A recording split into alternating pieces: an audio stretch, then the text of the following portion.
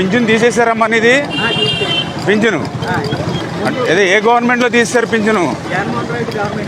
జగన్మోహన్ రెడ్డి వచ్చాక తీసాడు పింఛను. సర్టిఫికేట్లో మీకు ఎంత ఉంది వికలాంగతత్వం? 100% వికలాంగతత్వం ఉంది. ఇప్పుడు మీకు పింఛను పీకేసాడు.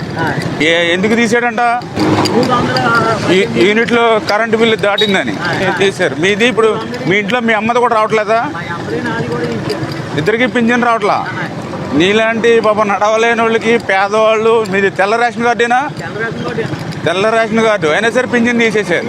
మీరు తీసాడు, మీ అమ్మగారు తీసారు. ఎప్పటి నుంచి వస్తుంది మీకు పింఛను? కిరణ్ కుమార్ రెడ్డి నుంచి. ఈ జగన్మోహన్ రెడ్డి వచ్చాక పీకేశాడు. మరి నీలాంటి పేదవాళ్ళ మీద, దివ్యాంగుల మీద మరి జగన్మోహన్ రెడ్డికి కనీసం కనికరం లేదు.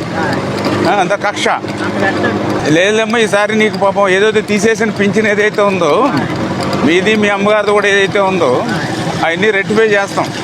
చాలామందికి ఇలాగే పెన్షన్లు తీసేశారు. నీకు ఇలాగే 4-5 లక్షల మంది పింఛన్లు పీకేశాడు.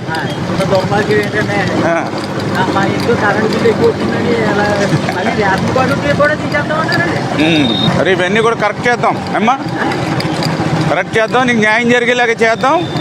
మీకు మళ్ళీ మీ అమ్మగారికి పింఛన్ ఇచ్చే విధంగా మనం కూడా కృషి చేద్దాం ఖచ్చితంగా. నీలాంటి వాళ్ళందరి కోసమే మేము పనిచేస్తాం ప్రభుత్వం. నీకు న్యాయం జరగాలి. నీకు ఎప్పుడు పర్లేదు, అండగా ఉంటాం నీకు. జగన్మోహన్ రెడ్డి తీసేసిన పింఛను మళ్ళీ నీకు ఇప్పిస్తాను, నీకు మీ అమ్మకి అమ్మా.